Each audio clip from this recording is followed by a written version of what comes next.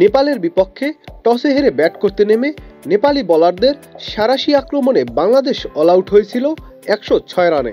জবাব দিতে নেমে শুরুতে তানজিম সাকিবের দুর্দান্ত পেসে কাঁপন ধরলেও মিডল অর্ডার কুশল মাল্লা এবং দীপেন্দ্র সিং আইরি মিলে 52 রানের জুটি গড়ে ভয় ধরিয়ে দিয়েছিল টাইগারদের। কিন্তু তাসকিন আহমেদ আর মোস্তাফিজুর রহমান শেষ তীরটা বের করেন শেষ মুহূর্তে এসে। 19তম ওভারে মেডেন উইকেট নেন মোস্তাফিজুর রহমান। শেষ পর্যন্ত 19 ওভার 2 বলে 85 রানে অল আউট হয়ে যায় নেপাল।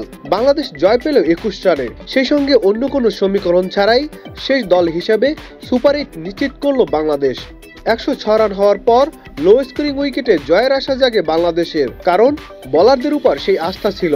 আর সেই আস্থার প্রতিদান দিয়ে ইনিংসের শুরুতেই আগুন ঝরাতে থাকেন তানজিম হাসান সাকিব। 4 ওভারে মাত্র 7 রান দিয়ে 4 উইকেট নেন এই ডানহাতি পেসার। তবে কুশল মাল্লা এবং দীপেন্দ্র সিং আইরি মিলে 52 রানের জুটি গড়লে কিছুটা শঙ্কা দেখা দেয়। তবে 17তম ওভারে মোস্তাফিজের বলে এই জুটি ভাঙলে নেপালের আশা শেষ হয়ে যায়। 40 বলে 27 রান করে আউট হন কুশল মাল্লা। দীপেন্দ্র সিং আইরি ইনিংস ধরে রাখলেও 19তম ওভারে এসে মোস্তাফিজের বলেই আউট হতে বাধ্য হন। তিনি করেন 25 রান। এরপরে 4 ব্যাটার ছিলেন রান শূন্য। তাসকিন একটি এবং সাকিব আল হাসান 2টি উইকেট নিলে শেষ হয়ে যায় নেপালের ইনিংস। 7 রান দিয়ে 4 উইকেট নিয়ে ম্যাচ সেরার পুরস্কার জেতেন Tanzim Hasan Shakib. Nadim Hasan, channel I. Walton fridge কিনে অনেকের মতো আপনিও হয়ে যেতে পারেন মিলেনিয়াল। সেরা পণ্যের সেরা অফার।